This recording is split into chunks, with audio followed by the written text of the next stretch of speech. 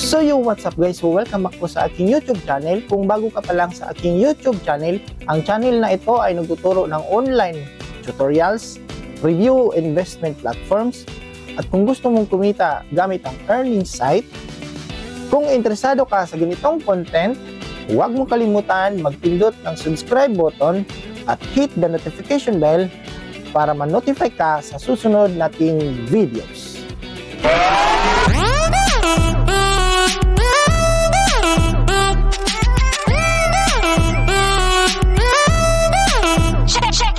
Disclaimer: this channel does not promote or encourage any illegal activities. All contents provided by this channel is meant for educational So ganito paano mag-request ng bank statement gamit ang GoTime app. So punta dito sa profile and then info, merong bank statement, pindutin ang bank statement.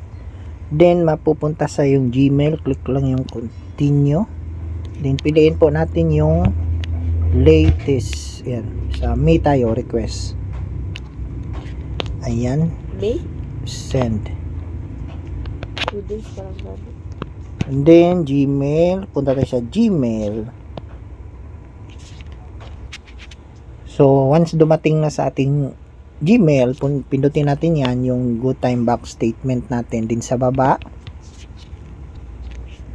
Then nandito sa baba yung PDF file natin. Pindutin natin yung download icon para ma-download. Ayan. So once na na-download natin, so i-press natin yan and then i-open natin sa WPS Office. Diyan natin i-remove yung password natin bago. Ayan, so may password. So yung password ng PDF file ng bank statement sa GoTime nyo is yung birthday nyo. So una is month, date, tapos year. Ayan, so pagkatapos maglagay ng password yung birthday nyo, i-click nyo yung okay. Ayan, so nandito na. So make sure guys, pag upload or resolve na kayo ng bank statement sa PayPal, make sure na tugma yung pangalan, address, at saka yung account number. So yun po ang pinaka-importante sa lahat. And then tatanggalin natin yung password. So ganito mag-remove ng password dito. Then sa pinakababa, ayan, may nakalagay na set password. So yan yung pindutin natin na set password. Ayan. Then, ayan. I-remove lang natin. And then, click yung confirm. Ayan. So, after that, i-save na natin. Save as location, then phone. Then, lagyan nyo ng i-name nyo na palatandaan, bank statement of May. Then, syempre, pangalan nyo. Then, click nyo yung save.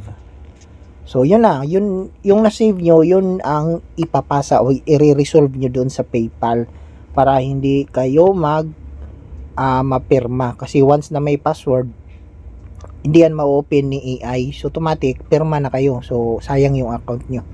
So, yun lang po yung steps natin paano i-remove yung password natin kung wala kayong i-edit na pangalan or account number. So kung meron kayong i-edit, so kailangan palitan nyo yung account number and then address and then pangalan. So pindutin lang yung edit. Ayan. So dito merong free trial si WPS Office.